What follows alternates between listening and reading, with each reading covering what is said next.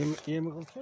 2021 жылдын 18 январы Сарчелек Токой бөлүмүндө биотехникалык иш-чараларды аткаруу максатында жүрөбүз.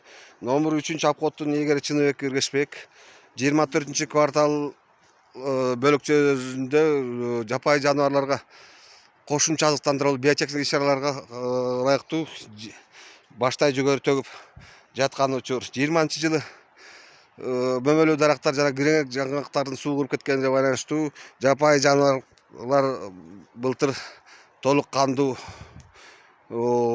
эттен иш албай калгандыгын байкадык. Мына ошого жараша быйыл кошумча азыктандыруу жумуштарын баштадык. Мына тала жаныбарларга жүгөрү баштагыл биотехнический иш-чаралар боюнча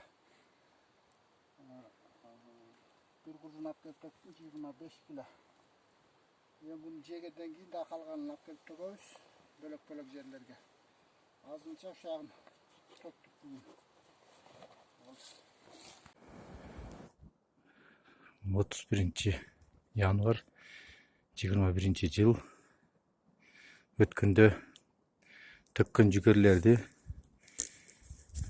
бул жерде ушу доңуздар келип иштеп жептир, каргалар да жеген, эликтин да ийизи бар, бугунун да ийизи бар экен.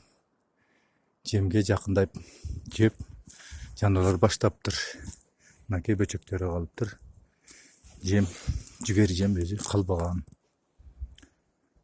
Бул жерге эки жерге төгүлгөн болчу, экөөнүндө тең ушундай болуп калыптыр.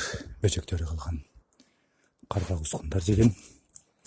Мынакей эмнелер чоң чочко келип түндө дагы ушул жерди кыдырып кеткен. Майда торомпаларында иштер бар экен. Чакан түндө келип кыдырып бул жерден жүгөрүн адуулуп таппай калган. 1 февраль мына Эргешеке апкотуна келип жем таштап атыр. Мынакей мурунку таштаган жемдерин эч нерсе койбой жептир. Тазалап, өтө көп доңуз келген берге. Майда торомпайдын ийизи көп экен. Жакшы жеген. Мынакей бүт чачып мына жактарга 30 кило жем чачтык берге. Мынакей жүгөр чачкан жерде ушу бугу, эки бугу келип ушул жерде жүгөрүн жытын алган бул ушул жерде топтур.